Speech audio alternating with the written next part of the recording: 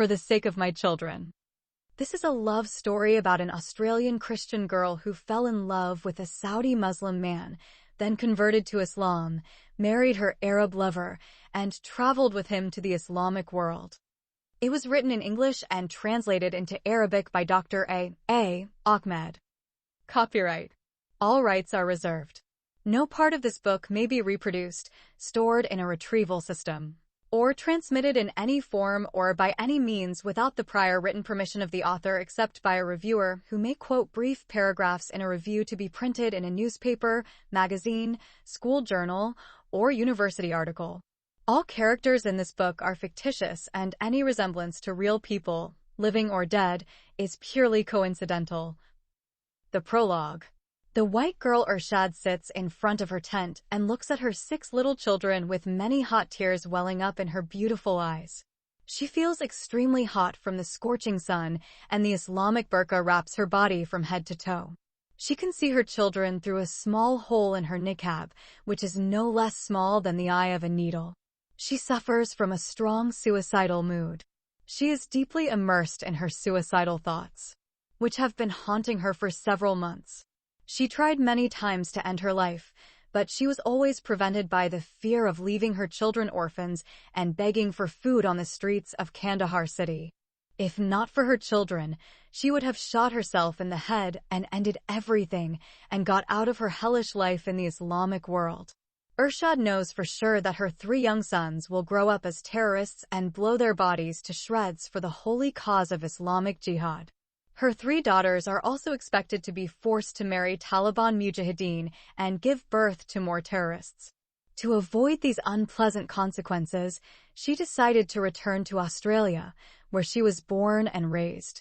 Unfortunately, her Australian embassy in Islamabad city refused her a passport because she had been associated with Muslim terrorists for many years. The only escape that Irshad thought of was to end her life and leave that miserable and hellish life. She even entertained the idea of killing her own children with her. Irshad could not believe that a day would come in her life when she would turn to such an inhumane thought of trying to kill her children. Even animals do not kill their young. The white girl knows in her native country that all care and education will be provided for her 6 children so that they will grow up as good citizens. In Afghanistan, her sons will not avoid their fate of being raised as terrorists and her daughters being illiterate and marrying Taliban fighters. The Australian girl recalled how her parents and friends tried to prevent her from marrying an immigrant Muslim boy. At that time, she was blinded by her intense love for her Arab colleague. In those days, she would see her Muslim friend as an angel who came down from heaven to give her the love and joy she longed for. She liked his reddish Arab complexion and his height. She enjoyed hearing his accent when he spoke English. She liked the way he spoke and walked. She found her lover Mustafa very polite and loving. Everything she loves in a man she found in her Arab boyfriend. He became her English lover Romeo, and she became his British beloved Juliet, or her mad lover Kays, and she was his beloved Arab girlfriend Layla. In a brief time, he became her idol and she worshipped him. Everything he wanted her to do, she did for him.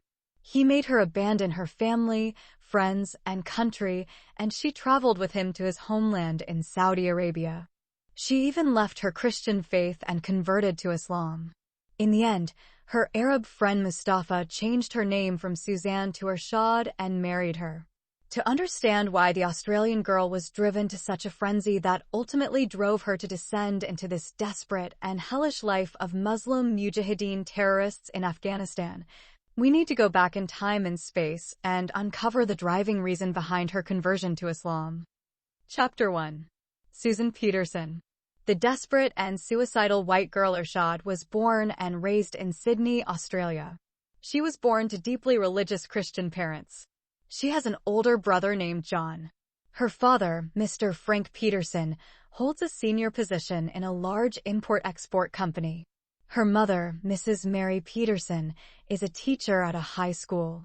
Before converting to Islam, Irshad al-Shamari was known as Susan Peterson. She was raised by her very loving parents. Her parents dedicated their time and wealth to give her and her brother everything they needed for their proper education and upbringing. Suzanne always dreamed of being a diplomat and going abroad to work in the Australian embassy in the Third World. To fulfill her dream, she wants to learn some foreign languages along with her excellent knowledge of English and French. She is also fascinated from an early age by wanting to experience a different culture. When she entered the university, she met many international students from China and the Middle East. At first, Susan is inclined to learn the Chinese language and culture. She found out that there was no college in her city that taught Chinese. Then Susan tried to learn Chinese from some of her classmates. Most of her Chinese friends are extremely poor in English, and none of them speak French. However, she became friends for some time with a young Chinese man who came to Australia on a student visa. During her brief love affair, Susan went to a nightclub with her Chinese boyfriend and drank alcohol for the first time. Before she learns Chinese, she finds out that her boyfriend is not true to his love. His main motive is to use her to obtain Australian citizenship. So, she broke up with her Chinese boyfriend and gave up on learning his language. Susan then reveals to her family her failed friendship with the foreign boy. Her parents are outraged when they discover her affair with the Chinese boy and that he has impregnated her. She wanted to abort the child, but her parents stood firm against her decision. They told her that having an abortion was as a heinous crime as killing her own child. She then resigned to her parents' decision, but told them she could not take care of the child.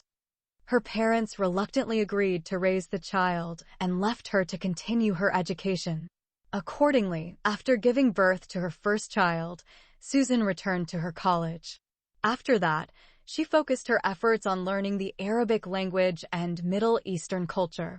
The student advisor told her that her quest to learn Arabic culture and language could be successfully accomplished if she learned Islam and the language in which the Quran was composed and written. On the advice of that student advisor, Susan decided to learn Arabic, the religion of most Arabs. She enrolled in the Arabic language and religious studies class, which teaches a course entitled Introduction to Islam. Unfortunately, in many Western universities, Islam is taught to students as a righteous, tolerant, and peaceful religion. They are often told that Islamic terrorists adopt a twisted version of Islam. On the contrary, Christianity is presented in high schools and universities as a religion that for many years tried to prevent scientific discoveries and modernity, and was behind the Dark Ages in Europe. It is almost a crime in some Western universities to write or speak negatively about Islam. Students are not encouraged to consult the internet or the media while learning about Islam. A student may fail an exam or get low grades if he disobeys the teacher and writes negatively about the Prophet Muhammad. Suzanne Peterson was motivated by her intense love of learning about foreign cultures and thus began to explore the culture of the Middle East and the main religion of the Arabs. During her first year at college, she met a Saudi student who had come as a refugee to Sydney. He told her why his Muslim family immigrated to Australia. He said his parents had to flee their country because they did not follow the strict and terrorist Wahhabi school of the royal family. According to him, many Saudis were thrown into prison, and some were beheaded for criticizing the official doctrine of the Ibn Saud royal family. Even the kingdom and the citizens got their names from that royal family. Suzanne sympathized with the Saudi immigrant and appreciated his family's decision to abandon their homeland because they had decided to follow a moderate form of Islam. It wasn't long before Suzanne fell in love with this Arab immigrant and decided to make him her life partner. Her Saudi boyfriend is named Mustafa Al-Shamari. He is a deeply religious Muslim student. He is the antithesis of her Chinese ex-boyfriend. He immigrated to Australia from Jordan with his mother, 3 brothers, and 4 sisters. His father, Sheikh Al-Shamari, had to flee his country, Saudi Arabia, because of his affiliation with the banned Islamic group known as the Muslim Brotherhood. This group was founded in Egypt in 1928 by Hassan al-Banna. All other Islamist terrorist groups are offshoots of this group. When Sheikh Al-Shamari fled his country, he left behind his wife Zainab bint Mahmoud, his 3 sons, Mustafa, Taha, and Yasin, and his 2 daughters, Khadija and Aisha. At that time, Mustafa was 15 years old. His siblings are separated from each other by 1 year. Al-Shamari and his wife Zainab give birth every year until they had 5 children in 6 years of marriage. It took Al-Shamari 5 years to arrange for his wife and 5 children to be smuggled out of Saudi Arabia. During those 5 years of separation, the father was involved in some terrorist activities in Jordan, Lebanon, Iraq, Syria, and Israel. He boasted among his fellow terrorists that God had honored him by involving him in the bombing of the U.S. Embassy in Beirut on April 18, 1983, which killed 63 people, including 17 U.S. Marines. In those days, Sheikh al-Shamari barely spent time with his wife and 5 children. He was always on a terrorist mission in Jordan's neighboring countries. During those short visits, he gave birth to his last 2 daughters, Salama and Safia, and his son Mujahid. Al-Shamari's terrorist acts ended when he was ambushed and shot dead by IDF soldiers on the border between Israel and Lebanon. The death of the father was a great disaster for the family. His widowed wife, Zainab bint Mahmoud, was left with 8 young children to raise on her own in a foreign country. She could not return to Saudi Arabia because she was smuggled out of her country without a Saudi passport or any official papers. Even if she could go back, she wouldn't be able to work because she's a remarkably young woman. For a few years, the family lived with little earnings from the work Mustafa and his other male siblings did in Jordan. Zainab is horrified when she learns that Mustafa has started attending the mosque regularly and is associated with terrorist associates of his late father. Mustafa was 17 years old when he started joining the Muslim Brotherhood. His mother knew that at that age he would not be given any leadership position. So eventually, he will be convinced to carry out a suicide mission. Zainab also discovered that Mustafa had begun to influence his 2 brothers, Taha and Yasin. At the time, these 2 brothers were 16 and 15 years old. They were at the best age to blow themselves up in the name of God. Terror leaders will never go on a suicide mission, but they always convince the young mujahideen to die as martyrs and end up in heaven with the marriage of the 72 virgins. Nor do they send their children to blow themselves up in the way of God. In fact, many of them love to send their children to study at the best Western universities. While Zainab was worried about her 3 children, an Arab refugee woman suggested that she take her extended family and emigrate to the West. Following this advice, she pretended to be a Lebanese woman and joined a refugee camp in Amman City. Shortly thereafter, the family applied for resettlement in Australia. When the family arrived in Sydney, Mustafa was 19 years old. By then, he had mastered the teachings of the Quran and the hadiths of the Prophet Muhammad and had become a hater of everything un-Islamic. The immigrant Muslim boy whom Susan Peterson fell in love with and decided to make her life partner is none other than Mustafa al-Shamari. He is not like her Chinese ex-boyfriend. He does not drink alcohol and does not believe in premarital sex. He is a deeply religious Muslim boy who grew up with an exceptionally long beard. He attends the mosque regularly and fasts at least 2 days a week, Tuesday and Thursday, as the Prophet Muhammad used to do during his lifetime. Sweetheart, White Susan, could not believe her ears when her Arab lover Mustafa told her that he could not kiss her, not even shake hands, unless she became his legal Muslim wife. Hearing his words, Susan saw that he was a holy man of God, or an angel of God descended from heaven. So, in a fleeting time, he became her idol and she began to worship him.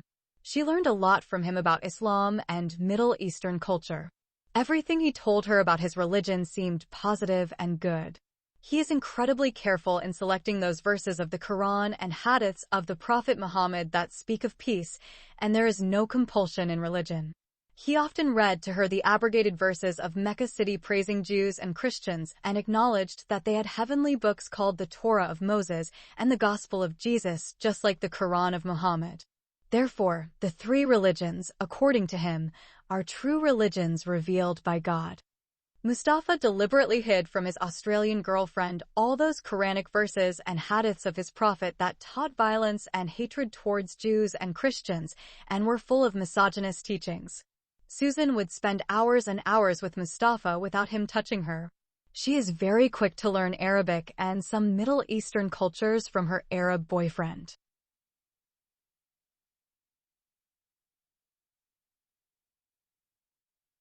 Chapter 2.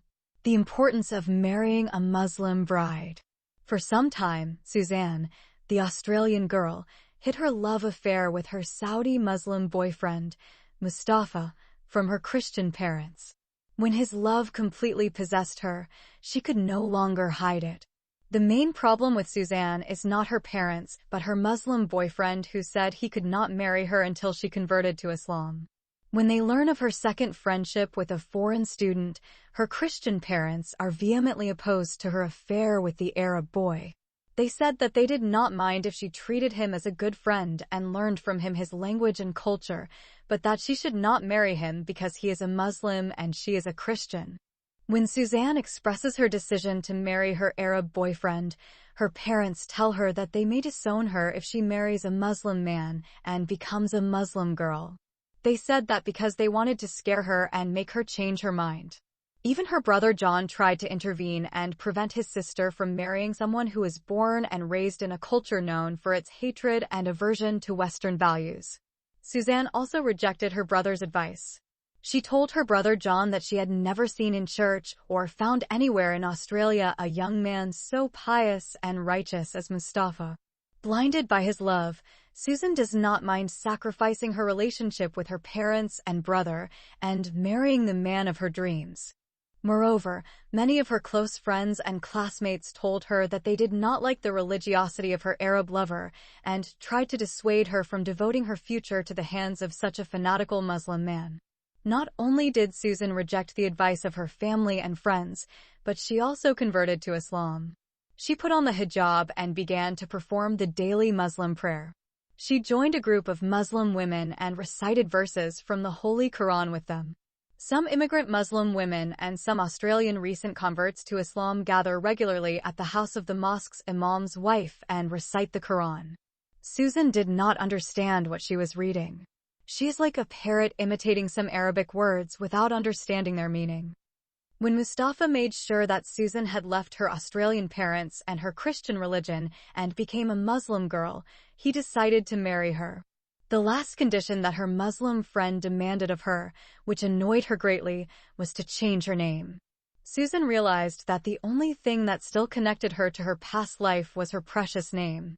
Mustafa wants her to pass away from her former self and be reborn into a Muslim girl to be religiously and racially qualified to marry him. Once again, she is carried away by her blind love and agrees to change her name to Irshad. Of course, her Arab lover chose this Muslim name. Irshad means dedication to learning the teachings of Islam. It also means religious guidance for the sake of God and His Messenger. She has not stopped changing her religion and her name, but Irshad is obligated to dress and behave like a well-mannered Muslim girl. She bought an Islamic dress that covered her body from head to toe, except for her face and a small part of her hands. Her Saudi lover told her that the Quran commands all Muslim women to wear the veil. He quotes a verse from the Quran to prove his point. Tell your wives and daughters and the women of the believers to wear their abayas or veils all over their bodies and to cover their entire bodies except for the eyes or one eye sees the road. Quran, Surah Al-Ahzab 33, verse 59. The Australian girl who recently converted to Islam has been banned from using perfume. Whatever Mustafa asked her to do, he backed it up with a verse from the Holy Quran or a hadith of the Prophet Muhammad. For example, the above restriction is based on an authentic hadith of the Prophet of Islam. A woman who applies perfume to herself and passes in a group of men is an adulteress, Sunan Abu Dawud and Sunan al-Tirmidhi. And this hadith was narrated by Al-Nasa'i, Ibn Khuzaymah, and Ibn Hibban in the saying, the Prophet said, whoever perfumes herself and then passes a group of people so that her scent reaches men, then she is an adulteress. The white girl was also forbidden to wear shirts, pants, or slacks, and any short dresses. The Prophet Muhammad, may God bless him and grant him peace, said, may God curse the man who wore women's clothing and the woman who wore men's clothing. Of course, Irshad is now completely forbidden from wearing a bikini or visiting any pool or beach. She is not supposed to do any physical sports such as basketball, football, volleyball, running, swimming, or going to the gym. She is also forbidden to shake hands with men. This is confirmed by the Prophet who said, "When women pledge allegiance to him, I do not shake hands with women."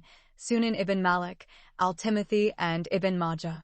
It is also proven that Aisha said, "By God, the hand of the Messenger of God did not touch another woman, other than his wives, who used to take her vows verbally only." Sahih al-Bukhari and Sahih Muslim. Irshad has been convinced that as a woman she poses a great danger to men and society. Concerning this, the Prophet Muhammad said, "Beware of this world and beware of women." The first ordeal that afflicted the tribes of the children of Israel was with regard to women. Sahih Muslim, the messenger said again, "I have not left behind a fitna or calamity more harmful to men than to women." Sahih Muslim. Even her relatives such as her father-in-law, brothers, uncles, and cousins are considered by the founder of Islam as dangerous people for her. The Prophet said, "Beware of entering upon women, foreign women." They said, "O Messenger of God, what do you say about in-laws?" He said, "In-laws are as dangerous as death." Sahih Bukhari and Sahih Muslim. As a Muslim woman, Irshad was told that it was illegal for her to travel from her home city to another city or country without having a mahram like her father and brother. The Prophet Muhammad, may God bless him and grant him peace, said, "A woman should not travel except with a mahram." Sahih al-Bukhari and Sahih Muslim, meaning the mahram is the woman's relative such as her father, brother, and grandfather. Irshad was also taught by the wife of the Imam of the mosque what are her duties as a Muslim wife and what is the right of her Muslim husband over her. The Messenger of God, may God's prayers and peace be upon him, said, "If a man invites his wife to satisfy his desire in bed, she should come to him while she is busy in the oven." Book of Mishkat al-Masabi 1 Hadith number 61. And the Messenger of God said, "If a man invites his wife to his bed and she refuses, then he spends the night in anger.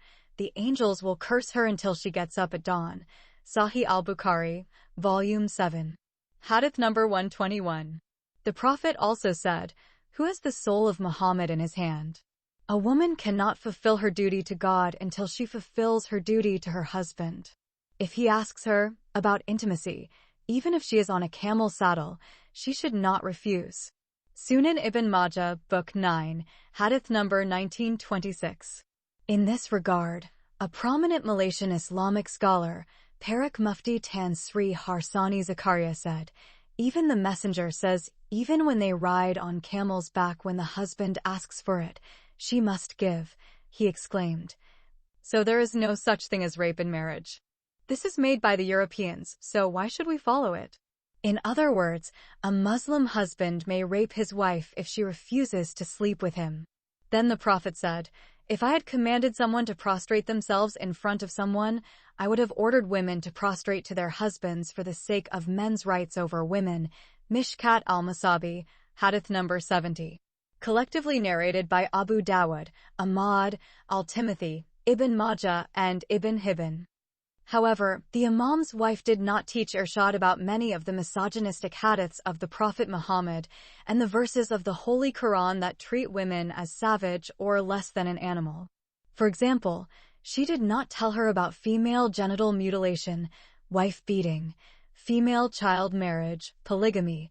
A woman's testimony in court is equal to half that of a man. A woman's inheritance share is half that of a man. And a woman's inability to divorce her husband while the husband can divorce her with or without cause, custody of children after divorce goes to the father, etc., etc., etc.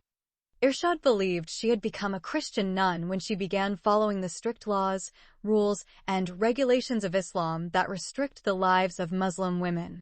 The only dividing line between her and the nun is that in Islam she can marry a man and have sex with him, and they both give birth to children, but the fate of the nun is to remain a virgin who married herself to the Lord Jesus Christ. When Mustafa gets permission from the Imam's wife that Irshad has completely and totally changed into a suitable Muslim bride, he agrees to marry her. Their marriage met with strong opposition from her Arab lover's mother and his brothers and sisters. However, Mustafa went against the wishes of his Muslim family members as his friend Suzanne did with her Christian family. Their Islamic marriage was quite simple and was held by the Imam of the mosque. They celebrated their wedding by inviting a few select Muslim men and women. Then the guests enjoyed the delicious food prepared by some immigrant Muslim women in the newly married couple's new apartment. Mustafa said that he does not believe in the honeymoon, and therefore the first wedding night took place in the same apartment and on the same day that the marriage took place and was celebrated. The first fight between the newlywed couple and lovers took place on the first wedding night. The Saudi groom became furious and nearly divorced his Australian bride when he found out she was not a virgin. He knows that such a discovery in his home country would lead to an honor killing on the wedding bed. However, Irshad begged him to forgive her and accept her as his wife. She said she was tricked by a Buddhist and non-believer Chinese boy. She also said that at that time she was a Christian unbeliever and did not know that sex before marriage was forbidden by God. Irshad lied in this regard because she was taught by her church and her parents that having sex before and outside marriage is adultery. The new bride admitted her guilt but assured her groom that she had done so in her period of ignorance and infidelity. Despite this, Mustafa refused to pardon her until he consulted the Imam of the mosque. That same night, the Imam and his wife came to counsel the newly married couple. It is embarrassing for Irshad when the Imam and his wife begin to question her about her relationship with that infidel Chinese boy. Through their interrogations and investigations, Mustafa discovered added information that made him even more angry. He realizes that not only has his bride slept with someone before marriage, but she has also given birth to an illegitimate child. Then the repentant girl recounted her past relationship with tears. Having done so, she begged the Pakistani Imam and his wife to persuade her Arab husband to forgive her. The Imam and his wife accepted the confession of the one-day bride and asked her groom to pardon her. Reluctantly, the Saudi husband agreed to forgive his Australian wife, but only if she agreed to place her right hand on the Holy Quran and promised that she would never repeat such an ugly act again. And only then, after Irshad made this solemn promise while placing her right hand on the Holy Quran and her left hand on her head, Mustafa forgave her and accepted her as his first Muslim wife and consummated the marriage with her.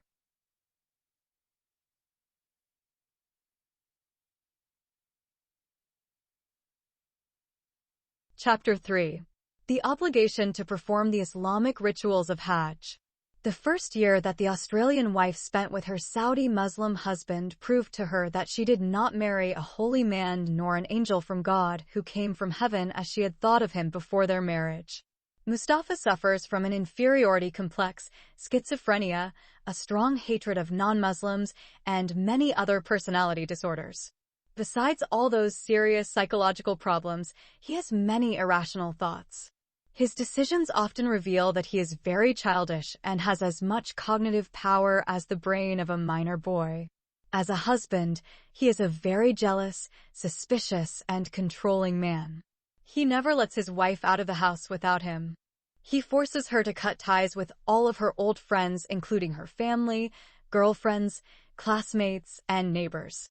Despite this, the Australian wife continued to live with her Arab husband. From the first day, Irshad became pregnant and 9 months later her first daughter was born. They named her Aisha. Mustafa was not happy when he learned that his firstborn was a female, not a male. This is because the Arabs like to call the father by the name of his firstborn, such as Abu Ahmed or Abu Fatima. The Saudi husband became angry when some of his Arab relatives and friends called him Abu Aisha. Accordingly, once Irshad completed the 40 days of purification according to Islamic law, she became pregnant again. Mustafa does not believe in birth control and has therefore never used a condom during sex. This time Irshad gave birth to a son. He gave him the name Abu Bakr. Either because of the male baby or for ulterior motives, God only knows, but the Saudi husband decided to perform the first pilgrimage to the city of Mecca. He told his Australian wife that he wanted to take their male child to the holy city in Saudi Arabia, praise God and his prophet Muhammad, and perform the obligatory pillar of the Islamic pilgrimage. At first, Irshad stood against her husband's decision. But when her husband threatened to divorce her, the wife had to make concessions. Mustafa promised Irshad that they would return to Australia once the pilgrimage was over. By this time, the Australian wife had completely transformed into an obedient Muslim wife. Experience taught her that the only way to satisfy her ever-grumpy husband was to be a very submissive wife. She was unable to complete her studies and obtain a bachelor's degree. She is halfway through her intercultural studies. She is trying to specialize in Middle Eastern culture. Being pregnant twice becomes a major hindrance in attending her classes and while preparing for her exams. Trip to Saudi Arabia was in the summer. This is when the temperature rises to 48 to 55 degrees Celsius, or 118 to 131 degrees Fahrenheit. If a person wants to know what hell is like and how sinners are tortured for their sins, he should visit Saudi Arabia or the Arab Gulf countries in the summer. Irshad couldn't believe that she and her 2 young children could survive 1 week in this oven-like climate. When they got off the plane and started walking toward the reception hall, Irshad almost fell into a coma because of the intense heat. Her body started to sweat as if someone had thrown a bucket of hot water at her. Her children started screaming. Fortunately, an air-conditioned bus took them to the arrival hall. The Australian wife Irshad wondered how the people of the desert managed to survive before air conditioning and fans were invented. Al-Shamari family has arrived at Jeddah International Airport after an exceedingly long journey from Australia to Saudi Arabia. The first thing that caught their eyes was the crowds of passengers. Every year, more than 2 million Muslims from all over the world come to Saudi Arabia to perform the Hajj. It is impossible for a person to move 1 step forward in that crowded arrival hall without touching a stranger or being touched by someone. Even a married young woman like Irshad could not prevent the male passengers from having physical contact with her body and violating her privacy. Every so often, she felt a man's hands intentionally touch her breasts, buttocks, legs, and genitals. The only thing she could do was keep pushing those hands away and protecting her body as much as she could, cock against her back or large buttocks. To prevent this, she asked her husband to watch over her. Whenever her Saudi husband walks behind her and protects her big ass, the Australian wife finds herself exposed from the front and men's hands continue to reach and touch her big breasts. Finally, she realized that she could do nothing to stop these evil men from forcing themselves on her body. When they somehow reached the international airport authorities, the Australian family members were asked to hand over their passports, mobile phones, cameras, laptops, and any other electronic devices, and were told that these belongings would be returned to them on the day they left the country. It took them more than 2 hours to get out of this human sea of passengers and enter a crowded bus. Fortunately, as soon as they entered the bus, Irshad found an empty seat between 2 African women. Then she sat herself down and placed her children on her lap. When she sat down, she felt her dress wet from behind. She stretched out her hand and examined the liquid that simmered her dress. She is shocked when she finds semen on her dress. Irshad became incredibly angry. She knew that she could do nothing to punish that evil man who had dared to offend her to such an extent. She opened her handbag, took out her handkerchief, and wiped the semen off. Immediately, she tossed her handkerchief into the bus as if it were toilet paper in a public restroom. If she could, she would have thrown it out the window. The bus took 3 hours to cover a distance of 80 kilometers between the cities of Jeddah and Mecca. On a normal day, a car can cover that distance in less than an hour. When they reached the holiest city on earth for Muslims, the bus dropped them off at the place where the Hajj rituals were supposed to begin. Once again, the Australian family found themselves in a place more crowded than the international airport arrival hall. They can hardly take a single step forward without pushing their way through the crowds of pilgrims. There are no separate places for ladies. Males and females mix freely. There are also no restrictions on women's movements. Even the washrooms are open to both sexes. Every woman wears a headscarf and abaya, with her face and hands uncovered. Women are not allowed to perform the rituals of Hajj while covering their faces with the niqab or burqa. Ironically, women are not allowed to reveal their faces and hands in any public place in the entire Kingdom of Saudi Arabia except for the two holy cities of Mecca and Medina. Male pilgrims barely cover their bodies. They curl their underparts, while the upper parts are half uncovered. Men are not allowed to wear any undergarments. Each pilgrim covers his body with a small white linen covering known as the ihram garment. If someone steps on this sheet-like covering, the pilgrim becomes completely naked. Irshad was startled when she saw Mustafa and the other pilgrims wearing these semi-naked clothes. Even men who go to the beaches or swimming pools in her country may not agree to appear in public in such naked outfits. Once again, the Australian wife found herself facing disturbing sexual harassment by male pilgrims. Her youthful age, exquisite beauty, and sexy body made her a noted target for lustful men. This time the harassment is more serious than before. Irshad regrets coming to this hellish country. When she was in Australia, she heard many stories about the strict segregation of males and females in Arab countries, especially Saudi Arabia. On her first day in the holy city of Muslims, she refuted those false allegations. The culture shock that caught the Australian wife by surprise forced us to tell the Western reader some information about the obligatory fifth pillar of Islam, which is the rituals of Hajj. First of all, the Hajj rituals were a religious practice practiced by the pagans of the Arabian Peninsula hundreds of years before the advent of Islam. The Hajj has nothing to do with the two Abrahamic religions, Judaism and Christianity. The Arab polytheists called it hak or itching, meaning rubbing the body. Pagan women used to rub their bodies on the Kaaba, house of God, and put their menstrual blood on the black stone to increase their fertility. On the other hand, pagan men performed their rituals naked. Instead of rubbing the bodies, the pagan naked men kissed the black stone. Likewise, pagan women performed the rituals of Hajj completely naked, but at night, while naked men usually performed it during the day. Islam included in its obligatory practices all the pagan rites of pilgrimage with minor changes. According to the Arab historian Abu Zinad, who wrote in the year 747 AD, the rituals of Hajj and the fasting of Ramadan were pagan rituals practiced by the Sabaeans and the Harran Arabs. Fasting during the month of Ramadan is older than the advent of Islam. It originated in the ancient Arab idolatry of Baal.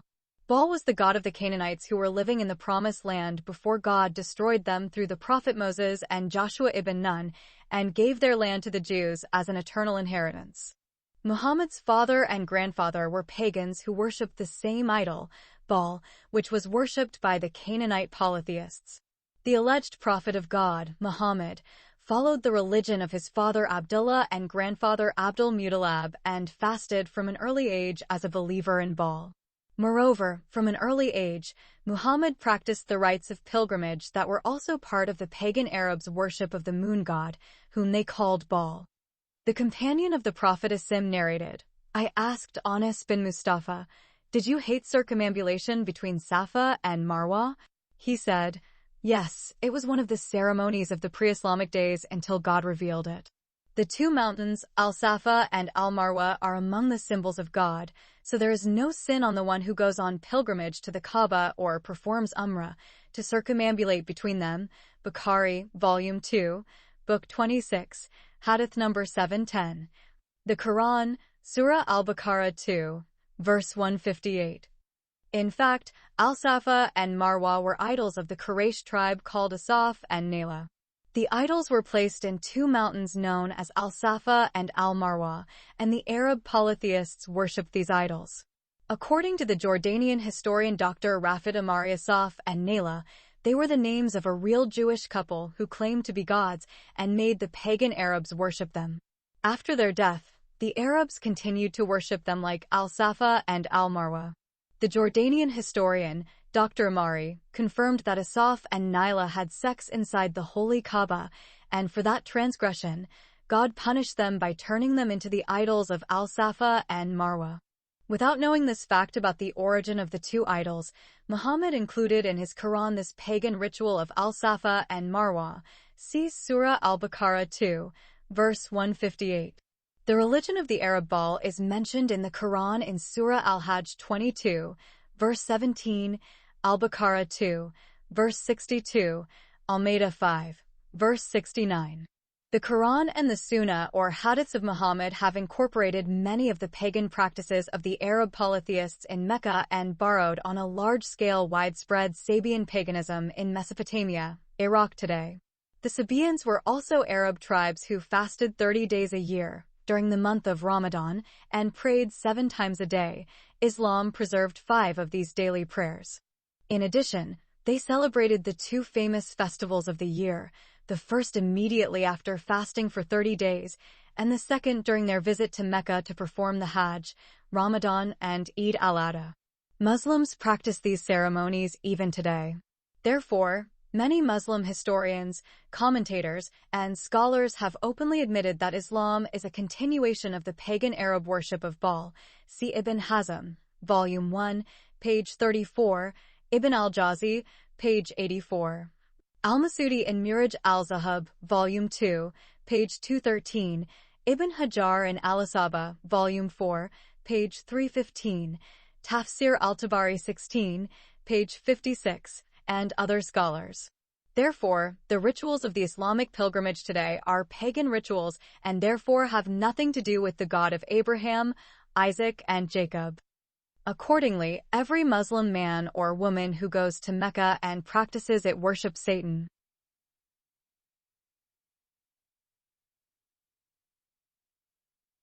The 4th chapter. The roots of the cult of the Black Stone in Mecca.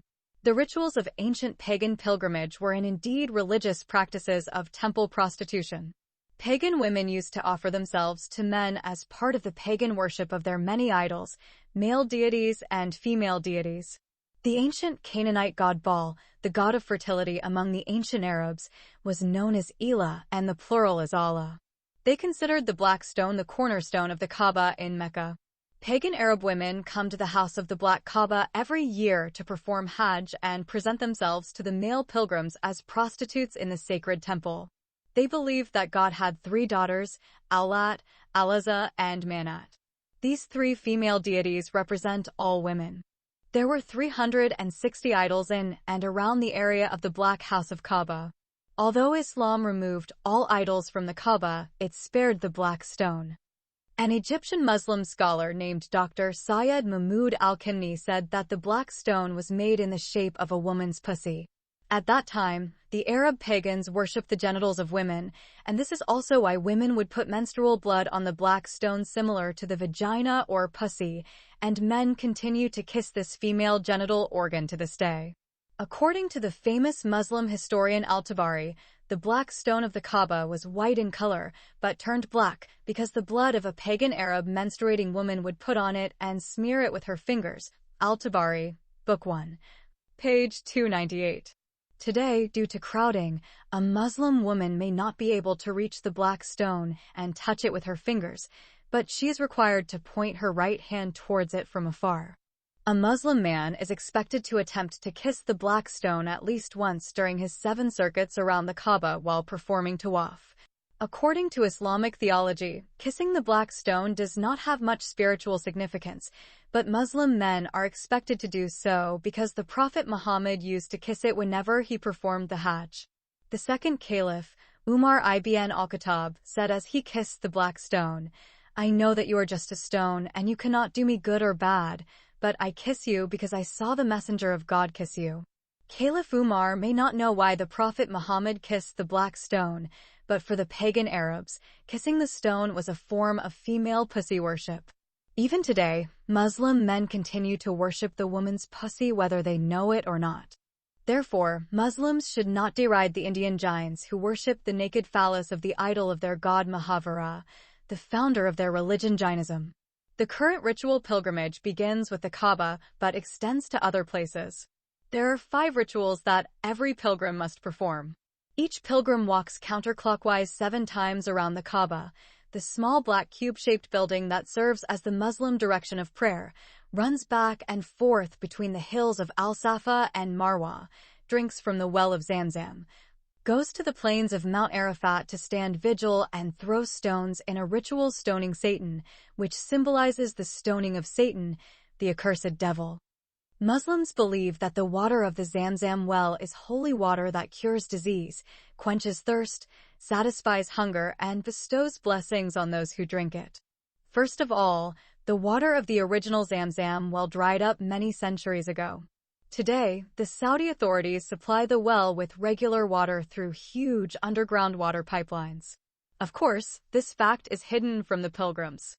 Secondly, in May 2011, a BBC investigation found that there was fraudulent water being sold as Zamzam water in the UK, which involved a high percentage of malt water. Risks to the health of those who drink it.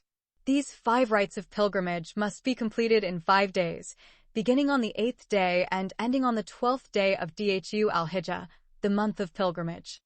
Before Islam, there was one idol in Tel al-Safa and another in Tel al-Marwa. The Arab polytheists would run from one hill to another and worship every idol. In addition, pagan polytheists used to throw stones at the sun at sunset, but Islam changed it to stoning Satan. Satan is a fallen angel, and angels are spirits, so how can a spiritual creature be stoned? The same stones will be collected and kept for next year to be used again for the same purpose.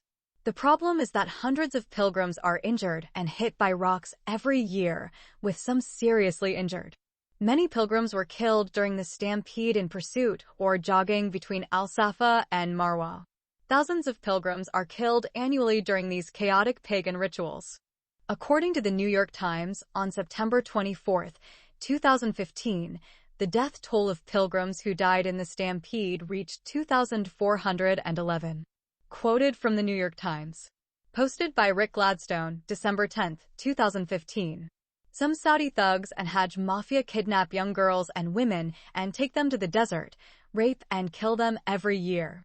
Therefore, the rituals of the Islamic pilgrimage are immoral, inhumane, demonic, and dangerous for women indeed. During those 5 days, the Australian woman, Irshad, went through countless incidents of sexual harassment. She did not believe that Muslim men who came to perform religious rituals violated the sanctity of a woman who came to perform a similar ritual pilgrimage. Young women aren't plentiful, and that's why the beautiful Australian wife Irshad Al-Shammari has become a highly visible target of sexual harassment everywhere she takes her feet. Her Saudi husband Mustafa quarreled many times with these Muslim men who made his beautiful white wife the object of their sexual fantasies. Those male pilgrims who couldn't reach her kept staring at her as if she were walking naked before their very eyes. In short, the foreign wife Irshad endured a lot of sexual harassment during those 5 days of performing these satanic rituals. Not every place in Saudi Arabia is considered holy ground. Only Mecca, Medina, and other small cities are called the land of Hijaz. Foreigners and other non-Muslims visiting or working in Saudi Arabia are permitted to visit and live in every city in the kingdom except for the Hajj lands. If a non-Muslim is caught in that forbidden holy area, he will be executed by the Saudi authorities. Muslims believe that if non-Muslims, the so-called ritually unclean infidels, pretend to be Muslim pilgrims and go to those holy cities, God will expose them. There are many stories of such intruders who went near the black house of God, Kaaba. As soon as their feet touched that sacred ground, they began to tremble, scream, and fall to the ground, rolling like epileptics. Then the Kaaba police arrested these pretenders and they were interrogated. They have admitted that they are not Muslim pilgrims but infidels and deceivers. Soon after, they were beheaded or stoned to death by Muslim believers. Many innocent people have been arrested in the past and accused of infidel pretenders or spying for Israel or agents of the West and America and have been executed. Despite this, there are some non-Muslims who have succeeded in visiting the Black Kaaba or the House of God without being arrested. The most famous case was that of Richard Burton, who pretended to be a Muslim pilgrim and visited the Kaaba. Somehow, Burton managed to reach the Black Stone and take a small piece of it. When he returned safely home to Aruba, he subjected the piece to a scientific test. The test proved that the Black Stone is part of shattered meteorite pieces. Before the advent of Islam, the Arab polytheists honored two types of stones, volcanic and meteorites, because they believed that the first emanated from the earth and the other fell from the tiles of the wall of God's house in heaven. When Richard Burton returned to Europe and announced his secret visit to the Black Kaaba and his discovery of the origin of the Black Stone, he caused great indignation within the Islamic world. Muslims were infuriated when he claimed that his discovery refutes all the false claims of Islamic mythology that the Black Stone is a sacred stone. The most popular legend says that when God brought Adam out of paradise and descended to earth, he took one of the sacred stones of heaven and brought it down with him. Then Adam built the first house of God in Mecca al-Mukarramah and made the heavenly stone a cornerstone. However, the Arab polytheists spoiled the rituals of Hajj that Adam taught them and destroyed the house that he built for God until God sent Abraham and his son Ismail, so they rebuilt the Kaaba and purified it from all pagan worship. Once again, Satan used the Arab polytheists to corrupt the sacred worship of Adam, Abraham, and Ishmael until God finally sent the seal of all his prophets and messengers, Muhammad. After that, God promised that after his last messenger, he would not allow anyone to corrupt the Hajj worship. At any rate, after the secret visit of Richard Burton and his great discovery, the Saudi authorities became stricter with the pilgrims, especially those from Western countries. Before issuing a Hajj visa to a Muslim at any Saudi embassy in the West, his background will be carefully checked, and before he is accepted into the holy cities of Mecca and Medina, he will be thoroughly investigated and interrogated by the Saudi police authorities. The Quran made many false claims regarding the existence of the city of Mecca and the construction of the Kaaba by Abraham and his son Ismail. The city of Mecca did not exist at the time of Abraham. It came into existence only in the 4th century AD. The city of Mecca was built in the 4th century AD by the Khuzai tribe of Yemen. None of the historians or missions of BC such as Herodotus, Pliny, Ptolemy, the military missions of Alexander the Great, or the military missions of the Roman Empire that visited the Arabian Peninsula or wrote about the tribes and cities in that region mentioned a city in the name of Mecca. Estimates as to when Abraham lived can vary from 2100 BC to 1800 BC. Abraham and his son Ismail lived more than 2 centuries before the city of Mecca came into existence. Accordingly, the claim that Abraham and his son Ismail built the Kaaba is false and cannot be proven by any historical record or archaeological evidence. Historians and archaeologists have proven that Mecca did not come into existence until the 4th century AD, approximately 2,500 years after the time of Abraham and his son Ismail. The founder of the Hanafi sect, Zayd ibn Amr, was the first Arab man to falsely claim that Abraham and his son Ismail had built the Kaaba. Muhammad inherited this false claim and incorporated it into the Quran. The best way to conclude our accounts of the rituals of the pilgrimage is to refer to real testimony from a first-hand eyewitness. A Western convert to Islam, who dared to visit this place of hell with 2 of her close relatives, said, "Hajj is the most horrific and immoral experience a Muslim woman can go through in her life." She was a Muslim woman performing Hajj with her husband and sister. She made the following comments on their visit to the holiest place for Muslims: "What I saw in the Grand Mosque was the worst sight ever. Al-Masjid al-Haram is the Qibla Mosque. It is the largest mosque in the world. It is located in the holy city of Mecca and surrounds the Kaaba, the place where Muslims around the world turn during their daily prayers, and is the holiest place in Islam." She goes on to say, "I've seen nearly 1 million people drown in that little place, sleeping on the floor, on the steps, even in the bathrooms. They ate their food in the bathrooms, which was disgusting. There was no place to perform the pilgrimage in peace. There was not even enough place to breathe fresh air. There was a sea of people, dirty public bathrooms, and toilets full of feces and urine, and on top of that people slept in those places, ate food, and exposed their young to those unsanitary conditions. All children are exposed to those extremely harmful and polluted environmental conditions where there is nothing but human filth and stench. Everyone was coughing and sick, and a lot of people were suffering from food poisoning." Pilgrimage Rituals: My Broken Dream by Zaina Zaina. Zaina continues, during Tawaf, when we had to take 7 circles around the Black Kaaba, I saw men crushing and squeezing others without anyone caring. I was shocked to see their aggressive behavior. Everyone wanted to go into that narrow place and do 7 circles. Many people died from the stampede. I saw them die, and others jump on their corpses without any sense of guilt. While I was doing my part, suddenly I saw groups of black Nigerians, Somalis, and also Iranian men jump in and push others, including women. It was such a chaotic gathering that I was shocked and speechless. All I experienced and watched was people pushing and pulling the weakest physically and letting them die and then running over their dead bodies. When these groups approached me, I felt my entire body being pressed hard from both sides. I felt as if I might die at any time and did not feel that I could breathe until I gathered all my strength and shouted, "Whoa, you animals, that's enough? What use of this pilgrimage if you have no feelings for your fellow human being?" Suddenly, I felt a kind hand pull me out of this insane and inhuman crowd, and it was my sister who saved me. Thank God, it was the end of my last circle. I was pale, shaking, nauseous, and dizzy. All my dreams of performing Hajj are shattered now. All I saw was selfishness. Extreme filth, extreme cruelty, aggressiveness, and insane behaviors. Where was the essence of pilgrimage? Where was humanity? Where were the humans?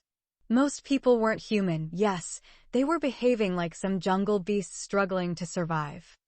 Zaina summed up her horrific experience by saying, "It is a violation of human rights to allow more than 2 million people, including young children, to gather together in the name of performing the religious ritual called Hajj, subject to death, looting, stealing, injury, and exposure to various forms of violence and many kinds of aggression.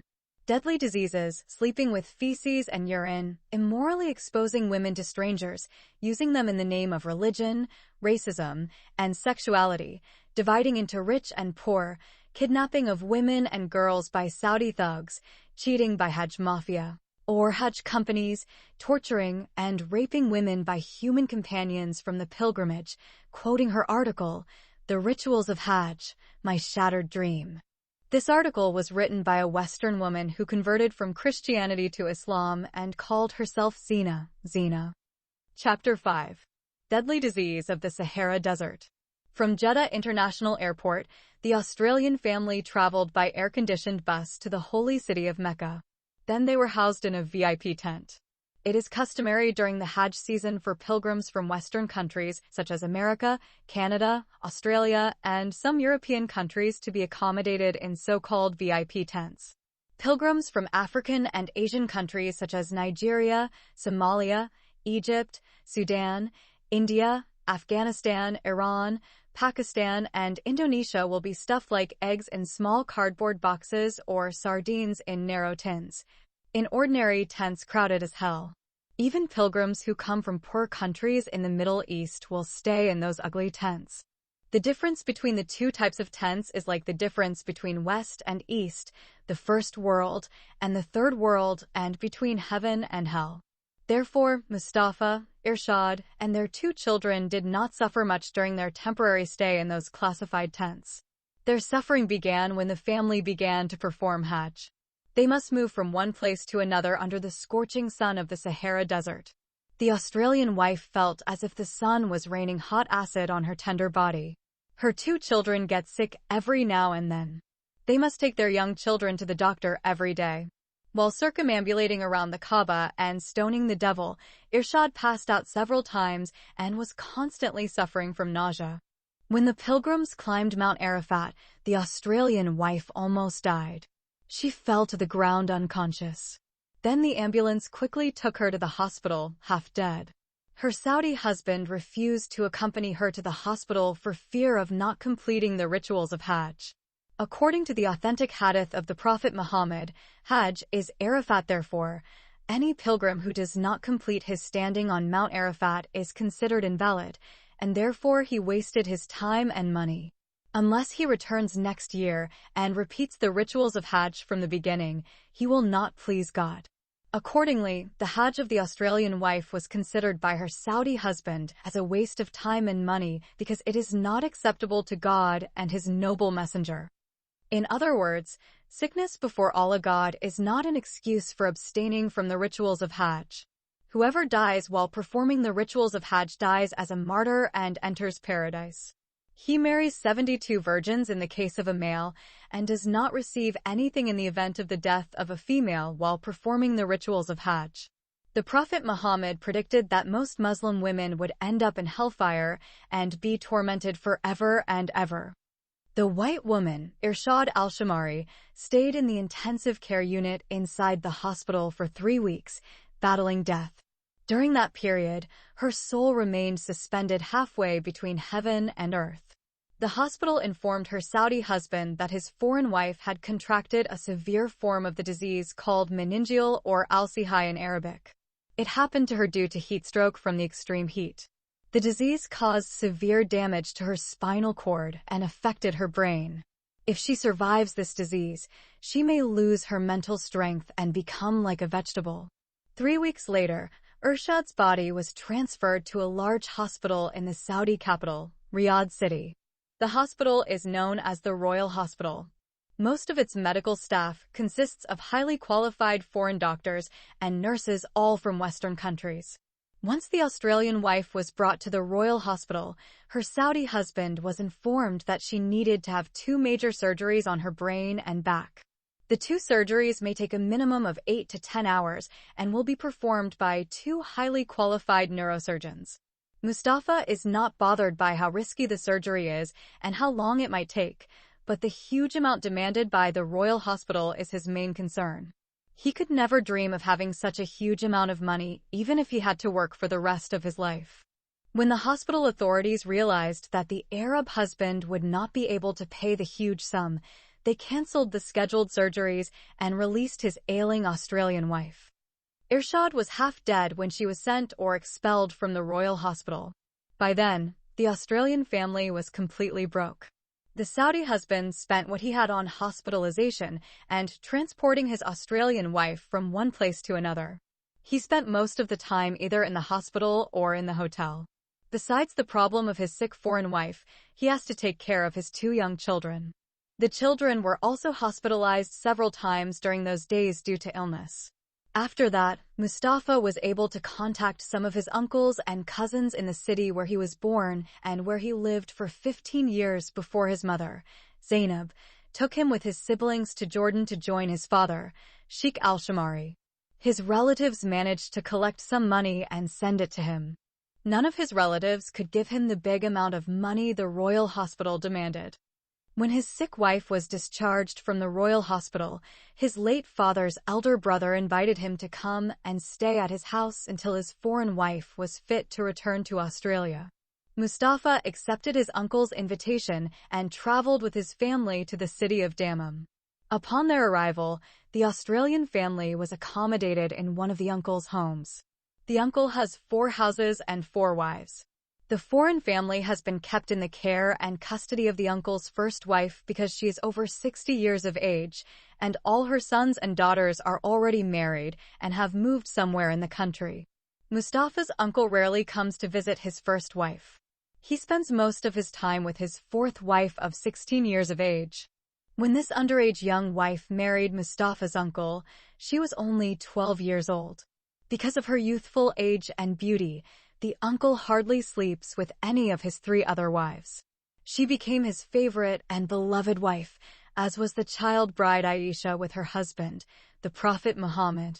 Out of religious and social duties, the uncle visits his other 3 wives at least once a week. Meanwhile, the sick wife, Arshad, is still ignorant of the world around her. She remained in a coma and was moved from one hospital to another and placed in a wheelchair. It is not welcome in Saudi Arabia for an Arab man to marry a foreign woman, especially a white woman. Doing so is against the law of the kingdom. Moreover, the law completely prohibits a Saudi woman from marrying a non-Saudi man, even if that man is an Arab and a Muslim like herself. Therefore, the uncle's first wife is not happy to have a white woman in her home and under her care. Adding to the first wife's anger was the fact that the Australian wife was extremely ill when she came to stay with her. But as a Muslim woman, she knows that the consequences will be dire if she refuses to submit to the decision of her polygamous Muslim husband.